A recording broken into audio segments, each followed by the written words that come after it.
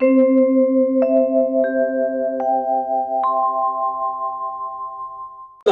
की जय जय श्री राधे।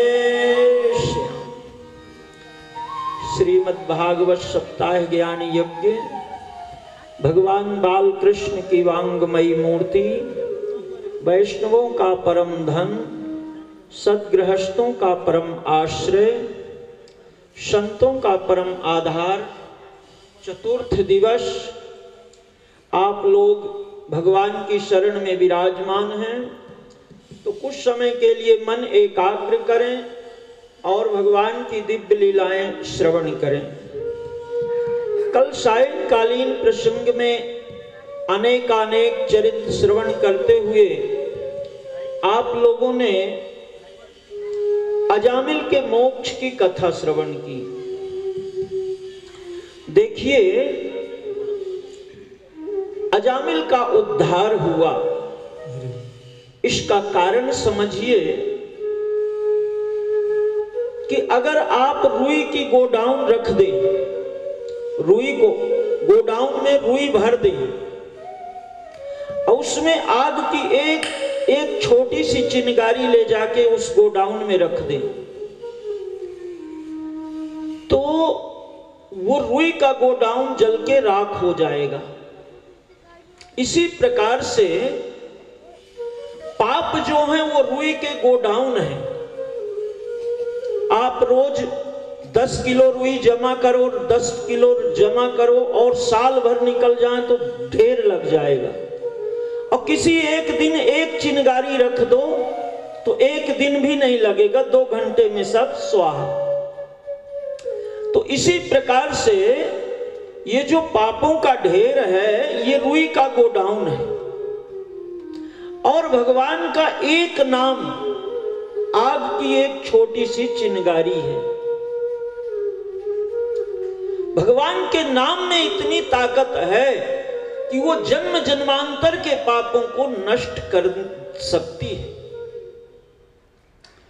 पर ध्यान करना कि अजामिल ने जो दूसरा कार्य किया वो बहुत समझने जैसा है। अजामिल गुरु के चरणों में गया और अपने जीवन में जो पाप किया था, धरी सिर पाप की मटकी, धरी सिर पाप की मटकी, मेरे गुरुदेव ने झटकी, धरी सिर मटकी, धरी सिर पाप की मटकी, मेरे गुरुदेव ने झटकी,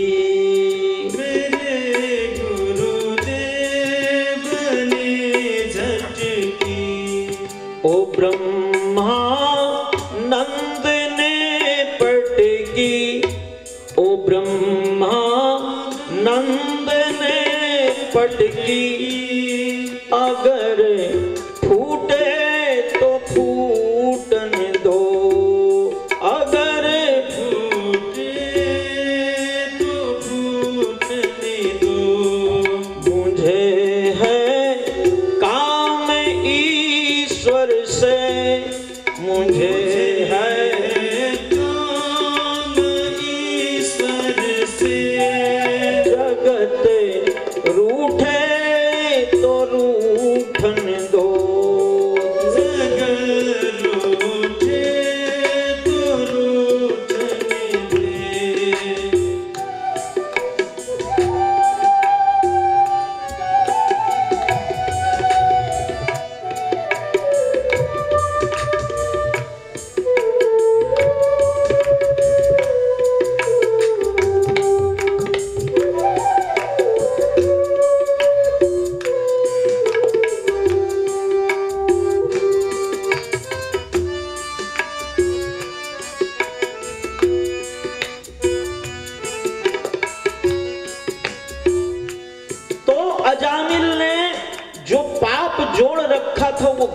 चरणों में रख दिया। और हमारी समस्या ये है कि हम जो अच्छा कार्य करते हैं तो पूरे समाज को आज ही अभी अभी पता लग जाए, और जो पाप करते हैं ऐसे दबा दबा के रखते हैं कि बच्चों को भी पता न लगे, पत्नी को भी पता न लगे, और जब जरूरत पड़े तभी काम आवे। तो पापों को तो हम दबाते हैं और पुण्य को उछालते हैं। और समस्या ये आ जाती है कि पाप तो ऊपर, पुण्य तो ऊपर ऊपर हवा में रह गए, और जब अंतिम समय आता है तो जीव छटपटाता है। उस समय उसको अपने किए पापों की याद आ जाती है। क्या होगा, क्या होगा।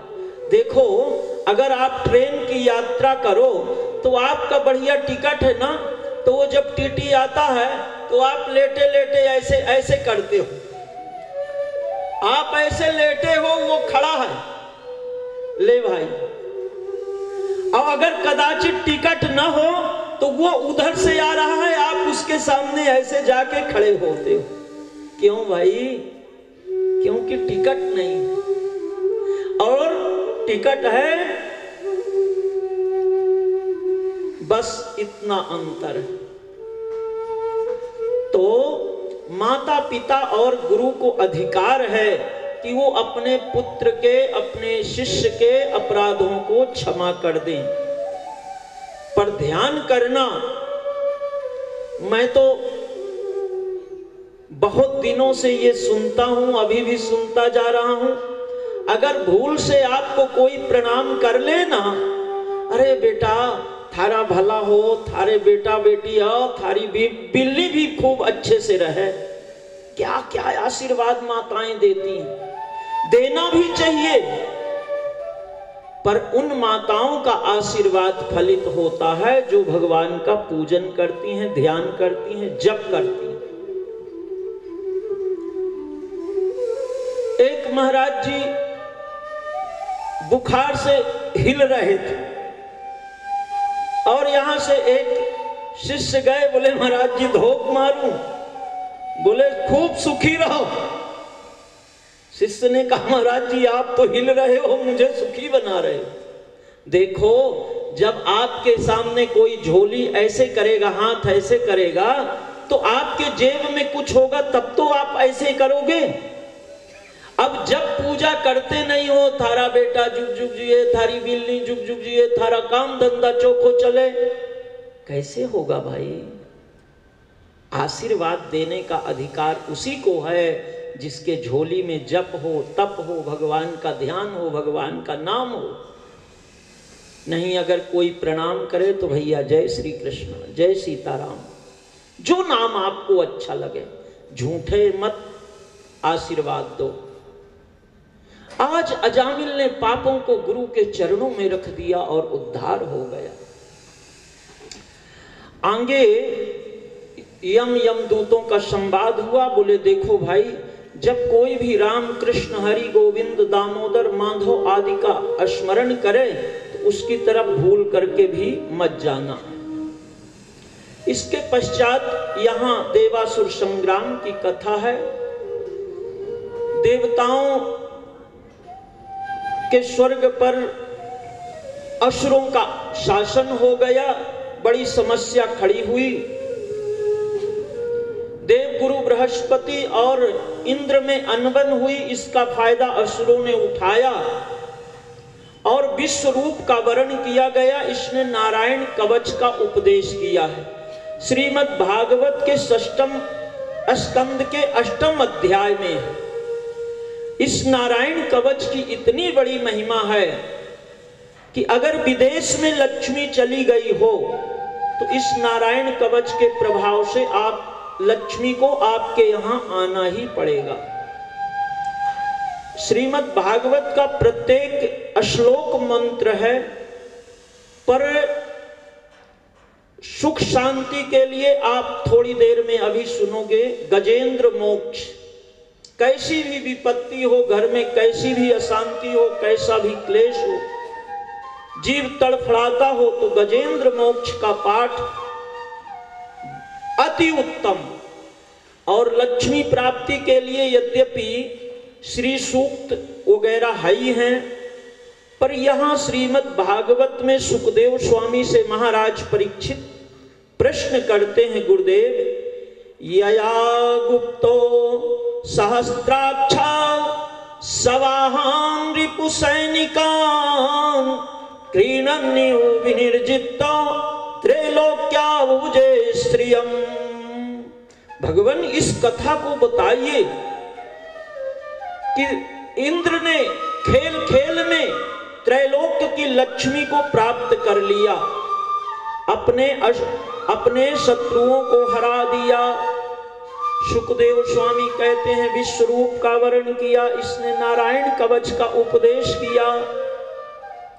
ओम हरिर्विदध्यान मम सर्वरक्षाम न्यास्तंघि पद्मा पतगेन्द्र पृष्ठे दरारि चर्मा शिगदेषु चापा पाषाण दधानोष्ठ गुणोष्ठ बाहु जलेषु मां रक्षतु मत्स्यमूर्तिर् यादो गणेभ्यो वरुणस्य पाशात्। ऐसे नारायण कवच का भगवान के एक एक नाम की महिमा बताई गई है, जो कल आप लोगों ने विष्णु सहस्त्र नामावली पढ़ी।